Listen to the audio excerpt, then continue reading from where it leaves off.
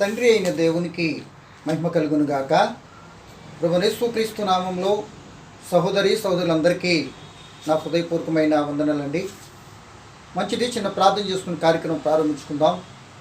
పరిశుద్ధుడును నిత్య నివాసి అని మా ప్రియ పరలోకపు తండ్రి, మహోన్నతుడా, దయగలిగిన తండ్రి, గత కాలమంతా నీ పిల్లలు మమ్మల్ని అందరినీ ఏ మంచి లేకపోయినా మీ కృపా బాహుళ్యం చేత మమ్మల్ని అందరినీ కాపాడి మీ కుమారుడైన క్రీస్తు ప్రభుని బట్టి నేటికి మీరు మాకు అనుగ్రహించిన క్షమాన్ని, సంతోషం బట్టి స్తోత్రులయ్యా. ఈ సమయంలో మీ కుమారుడైనటువంటి క్రీస్తు ప్రభు ఆ శిలువ ధ్యానంలో భాగముగా ఆ యెరూషలేము నుండి గొల్గొతాకు శిలువను మోస్తూ ఆ శిలువ చుట్టూ జరిగిన కొన్ని సంఘటనల గురించి ఆలోచిస్తూ ఉండగా సమయోచితముని మీ ఆత్మజ్ఞానాన్ని ప్రసాదించండి. వినబోతున్న ప్రియులైన వారందరూ ఆధ్యాత్మిక బలపనట్లు సహాయం చేయమని, యావత్తు కార్యక్రమానికి మీ సన్నిధి మాతో ఉంచి నడిపించమని యేసు అధికారం కలిగిన నామమున ప్రార్థన అడిగి వేడుకుంటున్నాను మా తండ్రి, ఆమేన్. మంచిదండి ప్రియ దేవుని పిల్లలారా, మరొక పర్యాయం ఈ విధంగా దేవునికి మహాకృపను బట్టి కలుసుకుంటానికి దేవుడు నాకు ఇచ్చిన కృపను బట్టి దేవునికి వందనాలు తెలియచేసుకుంటున్నానండి. గత సమయంలో గత మన వీడియోలో ఆ క్రీస్తు ప్రభు యొక్క ఆఖరి పరిచర్యలో ఆఖరి ఘట్టాలుగా కొన్ని మనం చూసుకుంటూ వచ్చాం. నిన్నటి కాల సమయంలో అయితే క్రీస్తు ప్రభు అరెస్టు చేయబడిన తర్వాత ఆయన ఎడల జరిగిన అన్యాయపు తీర్పు 6 భాగాలుగా మనం ధ్యానించుకున్నాం. ఇప్పుడు అన్యాయపు తీర్పు తీర్చిన తదుపరి యేసు ప్రభుని సిలువ వేయటానికి పిలాతు అప్పగిస్తాడు కనుక ఆ సిలువ వేయబడటానికి ఆ సందర్భంలో జరిగిన సంఘటనలు ఏంటో కొద్ది దైవ గ్రంథముల నుండి ఆలోచిస్తూ మనం ముందుకెళ్ళడానికి ప్రయత్నించేద్దాం. ఈరోజు ఒక రకంగా నేను చెప్పే మాటలు ఏంటి అంటే, క్రీస్తు ప్రభు సిలువకు ముందు మాట్లాడాడు, సిలువను మోస్తూ కూడా మాట్లాడాడు, సిలువ మీద నుండి అంటే భూమి మీద కాకుండా ఆ పరలోకంలో కాకుండా మధ్య రకంగా వేలాడుతూ కూడా సిలువ మీద నుండి మాట్లాడాడు. తదుపరి సిలువ తర్వాత కూడా మాట్లాడినట్టుగా దైవ గ్రంథంలో మనం చూస్తూ ఉంటాం. కనుక ఈ సమయంలో ఆ సిలువను మోస్తూ వెళ్తున్న సందర్భంలో ఆ సిలువకు అప్పగించినప్పుడు పిలాతు ఏం జరిగింది అనే కొద్ది మాటలు కొద్దిగా ఆలోచించడానికి మనం ప్రయత్నం చేయడానికి సిద్ధపడదామండి. చూడండి, మత్తయి రాసిన సువార్త 27వ అధ్యాయము 26 నుండి నేను చదవడానికి ప్రయత్నం చేస్తున్నానండి. అప్పుడు అతడు వారు కోరినట్టు బరబ్బాను విడుదల చేసి యేసును కొరడాలతో కొట్టించి సిలువ వేయటకు అప్పగించెను. అంటే యేసును కొరడాలతో కొట్టించాడు, సిలువ వేయటానికి అక్కడ సైనికులకు అప్పగించాడని నిన్న కూడా మనం మాట్లాడుకున్నాం. అక్కడ జరిగింది ఏంటంటే, ఆ యొక్క సైనికులు యేసును ఏం చేశారు అని అంటే, ఆ మాటలు మనం ఇప్పుడు చదువుతూ అక్కడి నుండి యేసు ఎక్కడికి వెళ్ళాడు, ఎలా వెళ్ళాడు, ఏం జరిగింది అనేది మనం దైవ సంబంధ విషయంలో క్రమానుసారంగా 1 by 1 ఆలోచిస్తూ వస్తున్నామండి. చాలా సిస్టమేటిక్గా నాకు తెలిసిన విధానంలో చెప్పడానికి అయితే సిద్ధపడుతూ నేను జ్ఞాపకం చేస్తున్నానండి. చూడండి, 27 ఫ్యాన్సీ నెంబర్. అప్పుడు అధిపతి యొక్క సైనికులు యేసును అధికార మందిరంలోనికి తీసుకుని పోయి ఆయన యొద్ద సైనికులందరినీ సమకూర్చి వారు ఆయన వస్త్రములు తీసివేసి ఆయనకు ఎర్రని అంగీ తొడిగించి ముండ్ల కిరీటము అల్లి ఆయన తలకు పెట్టి ఒక రెల్లు ఆయన కుడి చేతిలో నుంచి ఆయన ఎదుట మోకాళ్ళలోని, యూదుల రాజా నీకు శుభమని ఆయనను అపహాసించి ఆయన మీద ఉమ్ము వేసి ఆ రెల్లును తీసుకుని దానితో ఆయన తల మీద కొట్టిరి. ఆయన అపహసించిన తర్వాత ఆయన మీదనున్న ఆ అంగీని తీసివేసి ఆయన వస్త్రంలో ఆయన తొడిగించి సిలువ వేయటకు ఆయన తీసుకుని పోయిరి. అంటే ఎక్కడికి అంటే, ప్రియమ దేవుని పిల్లలారా, ఇది ఉదయకాల సమయంలో జరిగినటువంటి ఆ తీర్పులో పిలాతు ఇచ్చినటువంటి ఆ యొక్క తీర్మానం, ఆ స్టేట్మెంట్. ఇక వాళ్ళు కేకలే గెలిచినవి. ఆ పిలాతు ఆ యొక్క మతాధికారులైనటువంటి వారినే సంతోషపరచ మనస్సు గలవాడై ఉన్నట్లుగా మనకు అర్థమైపోయింది. కాకపోతే ఈ అధికారులకి, తీర్పు తీర్చేటటువంటి వారికి వాస్తవంగా ఒక విషయం తెలియదండి. నేను ఏ తీర్పు అయితే తీరుస్తున్నానో అదే ఒక రోజున నాకు తీర్చబడుతుంది అనే సంగతి చాలా పర్యాలు మనం అర్థం చేసుకోమండి. కనుక ఇప్పుడు అటువైపు కాదు, కానీ ఆ యొక్క సైనికులకు యేసు అప్పగించిన తర్వాత ఆయన తీసుకుని వెళ్ళిపోయి ఏం చేస్తారంటే వస్త్రాలు మార్చేశారు, ఎర్ర టంగి ధరించారు, ముళ్ళ కిరీటం మళ్ళీ తలకు పెట్టేశారు, ఒక రెల్లిచ్చి ఆయన అపహసించి యూదుల రాజా శుభమని ఆయన ఉన్న మాట చెప్పుకుంటేనే ఇంతండి. ఈ రోజున ఉన్న మాట చెప్తే అందరికీ ఉలికెక్కువ అంటారు కదా. ఉన్న మాట చెప్తే ఎవరు నమ్ముతారండి? ఏదైనా మాట చెప్పాలంటే మసాలా అవి ఇవి బాగా దట్టించి మంచి స్మెల్ వచ్చేటట్టు చెప్పామనుకోండి, ఏ క్లాస్ అంటారు. అది జరగని తర్వాత సంగతి. కనుక ఉన్నదాన్ని చెప్పినందుకు ఆయన ఆ సైనికులందరూ అపహసించి మరలా రెల్లిచ్చి ఆయన చేతిలో పెట్టి ఆ రెల్లితో ఆయనను కొట్టి మొత్తం ఆయన వస్త్రాలను తొలగించి ఆ యొక్క యెరూషలేము దగ్గర నుండి ఆ గొల్గోతా కొండకు ఆయన శిలువను మోయించుకుంటూ మరి వెళ్తున్నారండి. ఈ తీర్పు ఏ టైంలో జరిగింది, ఎన్నింటికి అని అంటే మరి యోహాను రాసిన సువార్త 19వ అధ్యాయము ప్రియమైన వాళ్ళరా 14వ వచనంలో ఈ విధంగా వ్రాయబడి ఉంది. అంటే ఎప్పుడు తీర్పిచ్చాడు, ఆ సైనికులు ఎప్పుడు తీసుకెళ్ళి ఆ పేతురు క్రీస్తుని కొట్టారు అంటానికి తీర్పిచ్చిన టైం ఎప్పుడంటే చదువుతున్నాం చూడండి. యోహాను సువార్త 19:14 ఆ దినమున పస్కా సిద్ధపరచు దినము, అప్పుడు ఉదయం 6 గంటలు కావచ్చును. ఎంతండి? ఇదిగో మీ రాజు అని చెప్తాడు. మొత్తం మీద జరిగింది ఉదయం 6 గంటల సమయంలో మొత్తం మీద యేసుని వాళ్ళకి అప్పగించేశాడు. వాళ్ళు కొట్టారు. సిలువను మోయించటానికి క్రీస్తుని మరి సిలువ అంటే ప్రియమ దేవుని పిల్లలరా, ఆయన అప్పటికే రాత్రంతా నిద్రలేదు, అపహసింపబడ్డాడు, కొరడా దెబ్బలు తిన్నాడు, గేలి చేయబడ్డాడు, పిడిగుద్దులు గుద్దారు, ముళ్ళ కిరీటం పెట్టారు, దాగుడు మూతలు అంటే ఎన్నో విషయాలు రాత్రంతా కూడా మానసిక ఒత్తిడికి గురవుతూ ఆ దెబ్బలతో నలిగిపోయిన స్థితిలో శిలువ మరణానికి మరలా వెళ్ళేటప్పుడు ఆ సమయంలో కూడా క్రీస్తుని వాళ్ళు ఇష్టం వచ్చినట్టుగా కొట్టారండి. కొట్టి అప్పటికైనా మరి దాహం వేస్తుంది, ఆకలిగా ఉండొచ్చు, అసలు ఏది ఎవరు పట్టించుకున్నటువంటి వారు లేరు. నిజంగా ఆ విషయం తెలుసుకుంటే ఎంత అసలు మానవత్వం ఉన్నదా వారిలో అనిపిస్తుంది. ఏ మచ్చలేకపోని ఎవరు పట్టించుకోకపోతే అలా చేసేస్తారా? అవునండి. నీ తరపున ఎవరికైనా మాట్లాడేవారు లేకపోతే అందరికీ లోకవే కదా అన్నట్లుగా యేసు పరిస్థితి అయిపోయింది. ఒకళ్ళు ఇదే మాట మన జీవితంలో కూడా కొన్ని పరిస్థితుల్లో మనకు కూడా ఇలాగే రావచ్చు అండి. మనకైతే కొన్ని అందరూ ఉండి మనం పట్టించుకోకపోవచ్చు. ఇప్పుడు అందరు ఉన్నా యేసును కూడా పట్టించుకోలే. అందరు ఉన్నా కొన్నిసార్లు మనకు కూడా సహాయం చేయకపోవచ్చు అండి. కానీ ఇట్టి స్థితిలో మనకు ఒక పాఠం, నిన్న కూడా చెప్పిన మాట, ఒక పాఠం ఏంటంటే ఆయన నమ్మిన నీకు నాకు కూడా నీతిని జరిగిస్తూ నిజం చెప్పినందుకు గాను మరి నీకు కూడా ఎటువంటి పరిస్థితే వస్తుంది. సిద్ధమా? ఆయన కొరకు ప్రాణం పోగొట్టుకుంటానికి ఇష్టపడితే, ఒకళ్ళు ఆయన కొరకు అవమానపడటానికి ఇష్టపడితే, ఆయన కొరకు నిందలు అనుభవించడానికి ఇష్టపడితే మనం ధన్యులు అవుతాం కదా అని కొండ మీద ప్రసంగం చెప్పింది అదే కదా యేసు ప్రభు. చూద్దాం మన పరిస్థితులు ఎలా వస్తాయి ఏంటో.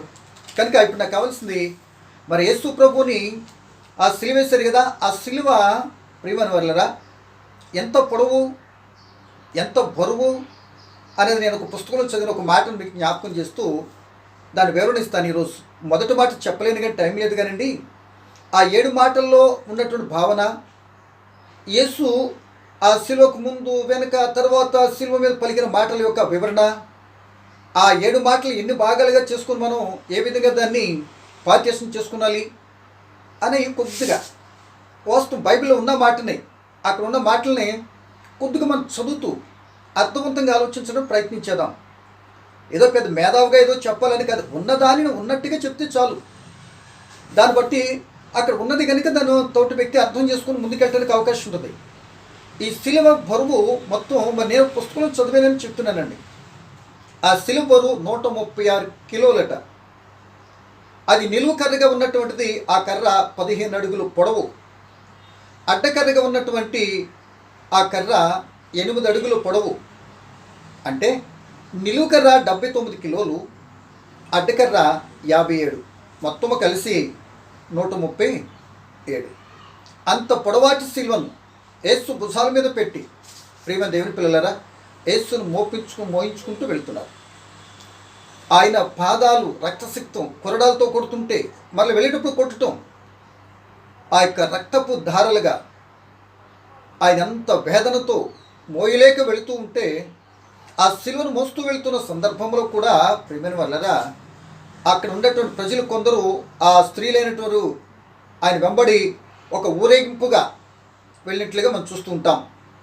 అదే సందర్భంలో ఒకసారి ఇక యేసు సిలువ మోయలేక పడిపోతే, కురేనీడైన సీమోను, ఆయనకి దక్కింది ఆ అదృష్టం. ఆయన సిలువ కొద్దిగా మోసి పడిపోయి మరలా పారిపోయినట్లుగా మనం చూస్తుంటాం. అదే మత్తయి సువార్త 20లో చూస్తుంటాం. అలా తీసుకొని వెళుతుంటే, ఇప్పుడు ప్రియ దేవుని పిల్లలారా, యేసు ప్రభు సిలువను మోస్తూ ఉంటున్నాడా అంటున్నాం కదా. సిలువకు ముందు మాట్లాడాడు ఆయన. ఇందాక చెప్పాను నేను, సిలువకు ముందు మాట్లాడాడని చెప్తానన్నా. అంటే సిలువకు ముందు తన మరణాన్ని గురించి చెప్పాడు. తన జీవితంలో ఎన్నో అద్భుతాలు, ఎన్నో ఆశ్చర్యకార్యాలు తండ్రి చిత్తం నెరవేర్చాడు. 1, 2, 3 ఎన్నో చేశాడు. అవి సిలువకు ముందు. ఇప్పుడు సిలువను మోస్తూ మాట్లాడుతున్నాడు. ఏమని అంటే చూడండి, అదే మత్తయి సువార్త 27వ అధ్యాయము, మరి మత్తయి సువార్త కదండి, లోక సువార్త 23వ అధ్యాయము 28వ వచనం చదువుదాం. అంటే సిలువను మోస్తూ ఉన్నప్పుడు, అంటే అప్పటికి ఎంత వేదనతో ఉన్న యేసు, ఆయనను ఎవరు పట్టించుకోకపోయినా ఆ వేదనతో కూడా ఉండి ఆయన గురించి ఆ స్త్రీలు ఏడుస్తుంటే, ఆ స్త్రీలను ఓదారుస్తూ, మీరు ఇప్పుడు ఏడటం కాదు, మీరు మిమ్మల్ని ఏడిపించే రోజు రాబోతుంది కనుక ఒక్కసారి మనసు పెట్టి చెప్పేది వినండి అంటూ వాళ్ళకి ఒక సత్యం చెప్తున్నాడు యేసు. అంతకుముందు యేసు ప్రభే తన యేసు ప్రభు మాట వింటలేదని వెర్షం పట్టణం చూసి, పరిస్థితులు అన్నీ చూసి ఆయన ఏడ్చాడు. తన పిల్లలైనటువంటి వారు తన వారని. ఇప్పుడు ఆయన ఏడ్చాడు కదా అనుకుని, ఈయనకి కలుగుతున్నటువంటి ఈ మోపి సిలువను మోపిస్తున్న తీరును చూసి స్త్రీలందరూ ఏడుస్తున్నారు. అప్పుడు అన్నాడు యేసు ఏమనంటే, చూడండి లోక సువార్త 23:28. యేసు వారి వైపు తిరిగి, యెరూషలేము కుమార్తెలరా, నా నిమిత్తము ఏడవకుడి, మీ నిమిత్తము మీ పిల్లల నిమిత్తము ఏడుడి. ఇప్పుడు మీరు ఏడ్చుతున్నారు నా కొరకు, వద్దు, అవసరం లేదు, నా గురించి ఏడవసరం లేదు. నేను మీ క్షేమం కొరకు, మీ రక్షణ కొరకు, మీరు నరక శిక్షను తప్పించడానికని నేను ఆ శిలువను మోస్తూ మీకు విమోచన కలిగేటి నేను తీసుకెళ్తుంటే, మీ మనసు మార్చుకోకుండా మీరుండి, మీరు మార్పు చెందిన జీవితం మీకు లేకుండా మీ మార్పు చెందిన జీవితం మీ పిల్లలు ఉంటారు కనుక వారు మిమ్మల్ని ఏడిపిస్తారు. చూస్తారుగా, ఇప్పుడు నేను చెప్తే నా మాట వినకుండా మీరు నన్ను ఏడిపించారా? ఇదే స్థితి మీకు రాబోతుంది.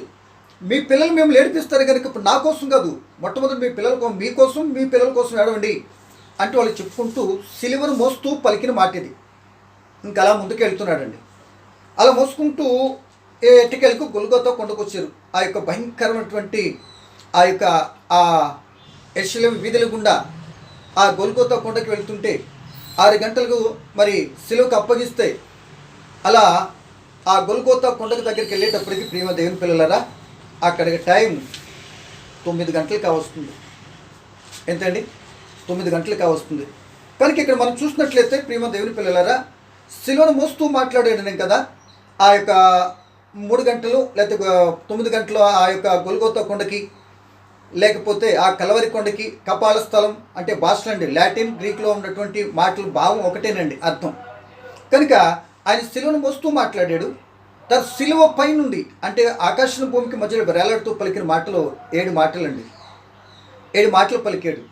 అంటే ప్రియమైన దేవుని పిల్లలారా, అక్కడ పలికినటువంటి మాటలన్నీ కూడా పలికిన మాటలు ఎవరెవరితో పలికాడు అంటే ఆ సిలువ మీద నుండి పలకటమే కాకుండా, సిలువ దిగిన తర్వాత అంటే మరి సమాధి చేయబడి తిరిగి లేచిన తర్వాత కూడా యేసు ఏం చేశాడు? మరలా తిరిగి లేచి కూడా మాట్లాడాడు. అంటే యేసు సిలువకు ముందు మాట్లాడాడు అంటే 1, సిలువను మోస్తూ మాట్లాడాడు 2, సిలువ మీద నుండి మాట్లాడాడు 3, సిలువ తర్వాత కూడా మాట్లాడాడు 4. అంటే ఏ పరిస్థితుల్లో ఉన్నా ఆయన ఆ సందర్భాన్ని బట్టి తన పిల్లలైన వారిని బలపరుస్తూ ఆదరిస్తూ మాట్లాడిన సందర్భాలు మనకు కనబడుతున్నాయి. ఈ అన్ని మాటల్లో ప్రియ దేవుని పిల్లలారా మీరు గమనించినట్లయితే ఆ సిలువ వేసేటట్టుగా దగ్గరికి మనం వచ్చేస్తున్నాము. దానికంటే యొక్క సిలువ వేసిన తర్వాత కొద్దిగా మనం వివరణలోకి వెళ్ళడానికి ప్రయత్నించేద్దాం. అక్కడ కూడా ఈ మనోళ్ళు వస్తున్నారు కదా, యువతల బందిపోటు దొంగలు కూడా సిలువను మోసుకుంటూ అక్కడికి వచ్చారు. అంటే ఆయన కుడివైపుని ఎడమవైపుని ఒకరికి ఆయన కూడా సిలువ వేశారు. ఏమండి, సిలువ వేసి ఆ సిలువ వేయటానికి ఆ సిలువ మీద కూడా మనకి INRI అనేటువంటి ఆ విధానం ఎబ్రివేషన్ ఉంటుంది. ఆ 4 అక్షరాలు కనపడుతుంది కదండి. దాని వివరణ ఏంటంటే ప్రియ దేవుని పిల్లలారా, తెలుగులో మనకైతే నజరేయుడైన యూదుల రాజు అని, యూదులకు రాజైన నజరేయుడైన యేసు అని, యూదులకు రాజైన నజరేయుడైన యేసు అని, ఇలా 2 రకాలుగా మనం బైబిల్లో మనం చూస్తుంటామండి. అంటే మరలా చెప్తున్నానండి, ఏంటంటే యూదుల రాజైన నజరేయుడగు యేసు అని మన తెలుగులో మనం మాట్లాడతాం. ఆయన యొక్క బోర్డు కూడా పెట్టారు ఆ సిలువ కాయిదానికి. పక్కన ఉన్న అటు ఇటు ఉన్నటువంటి దొంగలకు మాత్రం ఏ బోర్డు లేదు. ఏమండి, అక్కడ దానిలో ఏముందంటే INRI అంటే దానికి అర్థం ఏంటంటే ప్రియ దేవుని బిడ్డలారా, ఇష్యూస్ నజరేనస్ రెక్స్ ఇడోరియం అంటే ఇష్యూస్ అంటే నజరేనస్ NRX రెక్స్ ఇడోరియం అంటే ప్రియ దేవుని బిడ్డలారా, గ్రీకు, లాటిన్, హెబ్రూ ఈ 3 భాషల్లో కూడా ఆ యేసు ప్రభు ఆ యొక్క ఆ సిలువకు మరి ఆ లేబుల్ ఎందుకు ఈయన సిలువేశారు అంటే ఆ యొక్క నేము ఆ సిలువ తగిలించినట్లుగా ఇది మనకు కనపడుతుందండి. దానిని మనకు ఇప్పుడు ఎలా కనపడుతుందంటే INRI గా మనం చూస్తుంటాం. దానికే చెప్పాను, ఇష్యూస్ నజరేనస్ రెక్స్ ఇడోరియం అనేటువంటి ఇదండి. కనుక ప్రియ దేవుని బిడ్డలారా, ఈ విధంగా యేసు ప్రభు పలికినటువంటి ఆ 7 మాటల్లో మరి కొద్దిగా కొన్ని భాగాలుగా చేసుకొని మనం ఆ ఎవరెవరి గురించి ఆ మాటలు పలికాడు, ఆ మాటల్లో ఉన్నటువంటి దాన్ని మనం ఎలా పార్టీషన్ చేసుకునాలి, ఆ మాటల్లో ఉన్న పరిస్థితిని మనం ఎలా చేసుకొని ఒక్కొక్క మాటను వివరణలోకి వెళ్తే ఎంతో బాగుంటుంది అనేది కొద్ది మాటలు చెప్పి నేను ముగించడానికి ఇష్టపడతానండి. ఈరోజు రేపటి కాల సమయంలో దేవుడి చిత్తమైతే దేవుడు నాకు కృపణిస్తే తప్పనిసరిగా వివరణాత్మకంగా మునిపెన్నడూ అనేక మంది దైవజనులు గొప్పలు చెప్పుంటారండి. కానీ చిన్నోళ్ళు చెప్తున్నాం కదా, వాళ్ళకి వెనకాల ఏది లేదు కదా అని సునాయాసంగా తీసేయకుండా చెప్పబడిన మాటల్లో పరమార్థం ఏంటో గమనించుకొని సత్యం ఉంటే మీ జీవితంలో స్వీకరించి ఆ సత్య సంబంధంలో భక్తిని చేసి ఆయన కొరకు సాక్షిగా బ్రతికితే ఎంతో బాగుంటుంది అని ఎంకరేజ్ చేయడానికి నాకు తెలిసి చెప్తున్నాను తప్ప నేనేం పండితుని కాను, పెద్ద చదవరిని అంతకంటే కాదు, సామాన్య వ్యవసాయ కూలి బిడ్డను. ఏమో దేవుడిచ్చిన చిన్న కృపను బట్టి అయితే ముందుకెళ్తున్నానే తప్ప నాకంటూ ఆధిక్యతలు పరిస్థితులు ఏమి లేవండి. ఇదిగో ఇలా వీడియో చేయడానికి కూడా సెల్లో చేసుకుని తప్ప ఎవరో ఒకరిని అడిగి ఆ కంపెనీలు పెట్టండి, అది కూడా నాకు రాదండి. స్టిల్ ఏమో చేయలేను కాశ అది. కనుక ఇక్కడ 7 మాటలు చూస్తే ప్రేమ దేవుని పిల్లలరా, అప్పటికి ఎన్నో కొరడ దెబ్బలు తిన్నాడు, ఆకలితో అలమటిస్తూ వేదనతో బాధతో భరిస్తూ అప్పటికి కాళ్ళు చేతులు కూడా శీలలు కొట్టబడిన స్థితిలో ఆకాశానికి భూమికి మధ్యలో వేలాడుతూ ఆయన వేదనతో కూడినటువంటి ఆదరణతో కూడినటువంటివి, లేకపోతే వాగ్దానంతో కూడినటువంటివి, లేకపోతే విషయవంతమైన మాటలు, లేదంటే నాకు అప్పగించిన పనిని సమాప్తం చేసినటువంటి ఒక సంతోషకరమైన మాటలే కావచ్చు. ఇలా మరి 7 రకాలుగా ఉన్నటువంటి 7 మాటలను సిలువ పైన పలికినట్లుగా ఆ 4 సువార్తల్లో నుండి మన పెద్దవాళ్ళు స్వీకరించిన మాటలు 7. కనుక ఈ 7టిని ప్రియ దేవుని పిల్లలరా, అది ఎలా పార్టీషన్ చేసుకుంటే బాగుంటుంది, ఎలా అర్థమవుతుంది, ఎలా గ్రహించవచ్చు మనము అన్నదాన్ని నాకు తెలిసిన కోణంలో ఒక మాట చూడండి. 1, 2, 3 మాటలుగా మనం తీసుకుంటే, 1 అంటే ఏంటి మనకు తెలుసు కదా, క్షమించే మాటని. 2 అంటే ఏంటి, వాగ్దానపు మాట, ఆయన అడగటమైన వాగ్దానం చేశాడు పరదేశంలో ఉంటామని. 3 ఆధారంతో కూడిన మాట, తల్లి విషయమై. ఈ 3 మాటలు ఇతరులను గురించి మాట్లాడాడు. తన అంత బాధలో ఉండి కూడా మీరు ఎవ్వరూ అలా చూస్తున్నారు కానీ నన్ను ఎవరు పట్టించుకోరే, కలిసి కొద్ది మంచినీళ్ళు ఎవరే, మరొకటెవరే అని ఎవరిని నిందాపూర్వకంగా మాత్రం యేసు ఎప్పుడు మాట్లాడలేదండి. ఇది ఇంత బాధలో ఉండి కూడా ఎదుట ఉన్నటువంటి ఇతరులను గూర్చి 1, 2, 3 మాటలు మాట్లాడాడండి. 4, 5 మాట, నా దేవా నా దేవా నేను దాహం కొంచున్నాను అన్నటువంటి విధానాన్ని బట్టి చూస్తే తనకు కలిగిన బాధను బట్టి బిగ్గరగా 4, 5 మాటలు పలికినట్లుగా మనం గమనించవచ్చు. సిలువ పైన చెప్తున్నానండి. సిలువ పై నుండి కిందకి రాదు, పరలోకంలో కాదు, ఆ సిలువ పైన నేల మీద కాదనమాట. ఏమండి 4, 5 తనను గురించి తన మహావేదంతో బిగ్గరగా పలికిన మాటలు. 5, 6, 7 విజయవంతపు మాటలు. నేను చేసిన సమర్థం అయిపోయింది తండ్రి, నా ఆత్మనికి అప్పగిస్తున్నట్టు విజయం సాధించే పలుకుతరచు అయిపోయింది అన్నట్లు ఒకలాంటి ఆనందంతో, లేకపోతే ఒకలాంటి ఆ యొక్క సాటిస్ఫాక్షన్తో నేను జరిగించాను కదా అన్న విధానంతో మాట్లాడేట్టు మాటలుగా తీసుకునాలి. 1, 2 మరొక రకంగా ఈ 6 మాటలు మనం తీసుకుంటే ఎలా చెప్పొచ్చు అంటే ప్రియమైన వర్లరా, 2, 3, 5 మనుషులతో మాట్లాడాడు. మాట అర్థమవుతుందండి. 2, 3, 5 అంటే ఆ యొక్క సిలువలో దొంగని గురించి కానీ, లేక ప్రియమైన వాళ్ళరా ఆ యొక్క తల్లిని గురించి కానీ, నేను దాహం కొంచున్నానని ఆ యొక్క అక్కడ ఉన్నటువంటి మనుషులతో మాట్లాడాడు. అక్కడ చుట్టూ ఉన్నటువంటి తన ప్రక్కన చుట్టూ ఉన్నటువంటి మనుషులతో మాట్లాడినవి 2, 3, 5. తర్వాత 1, 4, 7 అది తండ్రి అయిన దేవునితో మాట్లాడిన మాటలు. దేవుడితో డైరెక్ట్ మాట్లాడాడు. సిలువ అంత వేదంతో ఉండి కూడా దేవునితో మాట్లాడాడు. ఏంటి, తన బాధలో ఉండి తను కొట్టి తిట్టి అంతవరకు భయంకర హింసించినటువంటి వారిని గురించి క్షమించమని తండ్రితో వేడుకున్నాడు. మొదటిది క్షమపంతో కూడిన వీరిని క్షమించు అని తండ్రితో మాట్లాడాడు. 4, నా దేవా నా దేవా నన్ను ఎందుకు చేయి వెన్నాడితివి అని తన వేదంతో. 7, నా ఆత్మని చేతికి అప్పగిస్తున్నాను అంటూ మాట్లాడతాడు. ఇక 6వ మాట అయితే మనుషులతోనూ దేవునితో కలిసి మాట్లాడతాడు. ఏంటది 6వ మాట? సమాప్తమైనది. చూసారా, మీరు ఎన్ని ఆటంకాలు కలిగించినా నా పని మీరు ఆపగలిగారా? నన్ను బలపరిచిందే దేవుడు, నన్ను పంపించిందే దేవుడు, ఈ విషయం జరిగించడానికి నన్ను నిర్ణయించిందే దేవుడు. దేవుని పనికి లోకమంతా అడ్డుగా వచ్చిన దాన్ని ఆపే శక్తి ఎవరికి ఉండదు. ఎదుగో మీరు ఎంత ఆపినా ఏం చేసిన నా పని నేను ఏం చేశాను, సమాప్తం చేశానని తండ్రితో చెప్తున్నాడు. ఇక్కడ ఉన్నటువంటి ఆ ప్రజలతో ఇద్దరితో పలికినట్లుగా మనకు కనబడుతుంది. మరొక 3వ విధానంలో చూస్తే ఈ 7 మాటలు 2 భాగాలు చేసుకున్నాలి. 7 మాటలు 2 భాగాలు చేసుకున్నాలి. ఏంటి 2 భాగాలు ఎందుకని అని అంటే చేయాలంతే. బైబిల్ చెప్తున్న మాట 3 మాటలు 1, 2, 3 మాటలు వెలుగులో పగటికాల సమయంలో పలికిన మాటలుగా మనం తీసుకున్నాలి. తర్వాత 4వ మాట, నా దేవా నా దేవా నన్ను ఎందుకు చేయబడినాడితివి అని పలికేటప్పటికి సూర్యుడు అదృశ్యుడైపోతాడు. అప్పటికి లోకమంతా కూడా ఏమవుతుంది, చీకటిమయమైపోయింది. చీకటిలో 4 మాటలు పలికాడు. అందుకే ఇది 2 భాగాలుగా మనం చేసుకుంటున్నాం. ఇక ఆ పుస్తకాలను బట్టి మనం చూస్తే యాహాను, మత్తయి, మార్కు, లూకా, యాహాను పుస్తకాలు బట్టి చూస్తే 3 మాటలేమో 3 మాటలు 1, 2, 7 మాటలు లోక సువార్తలో కనబడతాయి 23వ అధ్యాయంలో. తర్వాత మరి 3 మాటలు యాహాను సువార్త 19వ అధ్యాయంలో 3, 5, 6 మాటలు కనబడతాయి. ఒక మాట మాత్రము మత్తయి సువార్తలో కనబడుతుంది.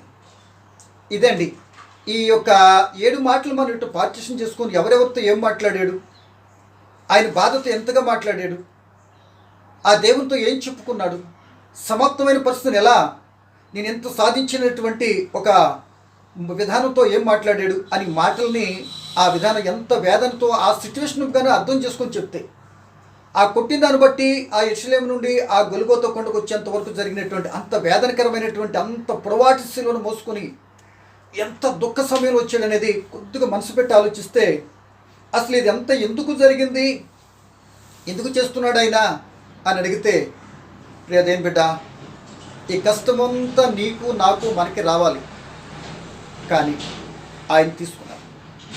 ఆ విషయం మనం చూస్తే 2 కొరింథీ పత్రిక 5వ అధ్యాయం 21వ వచనం అనుకుంటే అక్కడ ఏమంటాడంటే, మన కొరకు ఆయన ఏమైపోయాడు, మన కొరకు ఆయన పాపముగా మార్చబడిపోయాడు. అదే కదా అక్కడ చెప్తున్నమాట. ఎందుకు అంతగా సహించాడు అని అంటే ప్రియమైన వర్లరా చూడండి 2 కొరింథీ పత్రిక 5వ అధ్యాయం 21. ఎందుకనగా మనము ఆయన యందు దేవుని నీతి అగునట్లు పాపం ఎరిగిన ఆయన మన కోసం పాపముగా చేశాడు.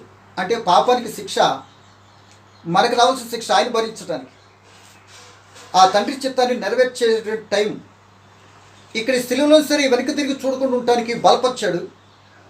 ఇక తండ్రి చిత్తాన్ని నెరవేరుస్తున్నాడు. నేను వచ్చిన పని ఫుల్ఫిల్ చేస్తుంది కాకపోతే ఆనందం.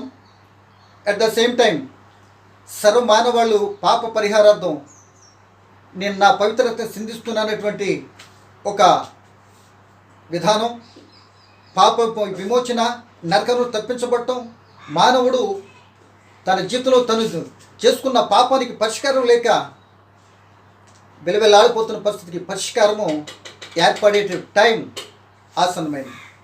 ఆ టైమే ఆ కల్వరి సిలువలో ప్రియదేవుని బిడ్డలారా ఆ పరిస్థితిని ఫుల్ఫిల్ చేస్తున్నట్లుగా మనకు కనపడుద్ది. కనుక ప్రియదేవుని బిడ్డలారా, యేసు పుట్టినప్పుడు సంతోషం అందరికీ. ఆ సంతోషం ఏంటి అని అంటే ఆయన మరణించినప్పుడే మన పాప విముక్తి నుండి నిజమైన సంతోషంగా ఆయన చేయటానికి ఇక ఆ కల్వరి శిలువలోనికి వెళ్ళాడు. ఆ శిలువ దగ్గర ఉన్నటువంటి ఆ మాటలను మనం వివరించుకుందాం. కనుక ఈ సమయంలో మనం చూసినట్టు ప్రియ దేవుని పిల్లలారా, అక్కడ కూడా పక్కన కుడివైపు ఎడమవైపున కూడా ప్రబుద్ధులు ఉన్నారు, ఇద్దరు దొంగలు, బందిపోటు దొంగలు అని. కానీ వారు కూడా సిలువేశారు. వారికి ఏ పేరు పెట్టలేదు. అక్కడ వారి గురించి ఎవరు మాట్లాడింది లేదు, వారి గురించి తలంచింది లేదు. కానీ వారికి కూడా ఒక 2 పేర్లు పెట్టి ఉన్నాయి. వాళ్ళ పేర్లు ఉన్నాయట. ఒక అతనేమో గలిలయుడు అని, ఒక అతనేమో యోధా ప్రాంతం చెందినవాడని చరిత్రలో మనం వింటాం. కానీ దీన్ని బట్టి మనం చూస్తుంటే మొత్తం మీద పాలస్తీనాకి సంబంధించినటువంటి వాళ్ళే. యేసు విషయం అంతా తెలుసు. కానీ ఆ రోమ ప్రభుత్వం చేత మీరు నిర్ణయించబడ్డారు కనుక, లేదా బందిపోట్లు ఉన్నారు కనుక వారి శిక్ష ప్రభుత్వం విధించింది. ఎందుకు వాళ్ళకి అది విధించింది అని మనం ఎలా చెప్పగలమంటే, రోమ ప్రభుత్వం రోమీలు ఎవరికి శిలువ శిక్ష విధించరండి. దీన్ని బట్టి మనం అర్థం చేసుకుంటే వీళ్ళు తప్పనిసరిగా ఈ గలిలయుడు యోధాయి ఉండాలి. యేసు కూడా రోమీయుడు కాదు కనుక శిలువ శిక్ష విధిస్తున్నారు. అదే పౌలు గారు రోమ పౌరసత్వం ఉంది. పౌలు గారిని శిలువ శిక్ష వేశారా, శిరచ్ఛేదనం చేశారు. అదే పేతురు గారికి అయితే తల క్రిందులో సిలివేశారంటూ చరిత్రలో ఆ యొక్క అపోస్తుల గురించి చెప్పిన మాటల్లో మనకు కనబడుతుంది. కనుక ఇక్కడ మనకు కావాల్సింది మొదట కుడివైపున ఉన్నటువంటిది ఎవరు, ఎడమవైపున ఎవరు ఉండదు ఎవరు అని మనమైతే డిక్లేర్ చేయలేం. కానీ ఇక మనమంటే ఏదో చెప్పేసుకుంటాం, కుడివైపున పొలానైనా అంటాం. అది ఎంతవరకు నిర్ధారణ నాకైతే తెలియదండి. ఈ మాట కూడా కుడివైపున ఉన్నటువంటి విషయానికి టంటానికి మార్టిన్ లూథర్ గారు ఏమన్నారంట అన్నది, ఇదిగో కుడివైపున ఉన్నటువంటి మరి దేమాస్ అనే గలిలయుడు కుడివైపున ఉన్నాడు కనుక ఆయన దేమాస్ కుడివైపున ఉన్నాడు, ఆయన పరదశకి వెళ్ళాడు అన్నాడట. ఆ రోజు నుండి ఆ మార్టిన్ లూథర్ గారు పలికిన మాట నుండి అది కంటిన్యూ అయిపోయింది. దేమాస్ ఉన్నాడో గెస్టాస్ ఉన్నాడో తెలీదు. అంటే వాళ్ళిద్దరు పేర్లు ఏంటంటే డిస్కాస్ లేక దేమాస్ గలిలయుడు, గెస్టాస్ డిమేకాస్ అనేటువంటి ఆయనేమో యోధా ప్రాంతం చెందినటువంటి వారు. మరి ఆయన ఇటు ఉండాడో ఎడమను ఉండాడో కుడి ఉండాడో తెలియదు. కానీ 3 సువార్తల్లో కుడి ఎడమలను ఉంది. యోహాను సువార్తలో మరి ఆ వైపు ఈ వైపు ఎటైతేనే మొత్తం మీద ఎవరు అన్నది తెలియదు. కానీ మొత్తం మీద కుడివైపున ఉన్నటువంటి వ్యక్తికి అనుకుందాం పని. ఎందుకు ఈ మాట కూడా మనం నిర్ధారణ చేసుకుంటామంటే, యేసు ప్రభు రెండవ రాకలో తీర్పు తీర్చినప్పుడు కుడివైపున ఉన్నవారిని నా తండ్రి రాజ్యాన్ని స్వతంత్రించుకోండి అనే తీర్పు వస్తుంది కదా. దీనిని బట్టి కుడివైపున ఉన్న వ్యక్తికి ఆ ఛాన్స్ దక్కుంటుంది అని భావించుకోవాలి. కనుక ఈ సమయంలో నేను చెప్పిన ఈ కొద్ది మాటలను బట్టి నా ప్రియమైన సోదరులరా, సిలువను బరువు, పరిస్థితి, పొడవు, దాని వెయిట్ చెప్పా. సిలువలో దొంగల పేర్లు చెప్పా. ఏమండి, ఆ సిలువకు ముందు వెనుక, సిలువ మీద, సిలువ తర్వాత అంటే ఇక సమాధి తిరిగి లేచిన తర్వాత మాట్లాడుతుంది, మాట్లాడుకోలేదు. కొన్ని మాటలు మీకు జ్ఞాపకం చేశాను. ఇక దేవుడు ఆయన చిత్తమైతే, ఆయన కృపగాను నాకు అనుగ్రహిస్తే రేపటి కాల సమయంలో తప్పనిసరిగా మరి మొదటి మాట, తండ్రి వీరేమి చేస్తున్నారు వీరు ఎరుగరు. వాళ్ళు చేస్తున్న పని వాళ్ళకి తెలియకుండా చేస్తున్నారట. అంటే ఒకవేళ మత్తులో తాగేసి చేస్తున్నారా? అసలు తెలియకుండా ఎవరు చేస్తారు? తోటి వ్యక్తి ఎదురుకుండా వ్యక్తి కనబడుతున్న వ్యక్తిని తెలియకుండా అంటే ఎలా జరుగుతుంది? అంటే వాళ్ళు ఆ మాట యేసు ప్రభు ఎందుకన్నాడు, అసలు దీనికి ప్రధాన కారణం మూలము తండ్రి దేవుడు ఆయన సంకల్పం ఏంటి, ఇప్పుడు వీరిని క్షమించు అన్న యేసు వెంటనే వాళ్ళు క్షమించబడ్డారా, లేకపోతే కాల వ్యవధి ఏమైనా ఉందా? ఆ మాట పలికినటువంటి యేసుని బట్టి ఆ మొదటి మాట నీకు నాకు ఏమి నేర్పిస్తుంది, ఏమి తెలుసుకోమని దాని భావన రేపు చూడటానికి ప్రయత్నించేద్దాం. మరి దేవుడి చిత్తమైతే వీడియో చేయడానికి దేవుడి కృపను కోరుకుంటున్నాను. విన్న మాటలు బట్టి సిలువ వివరణ కొద్ది తెలియపరిచాను.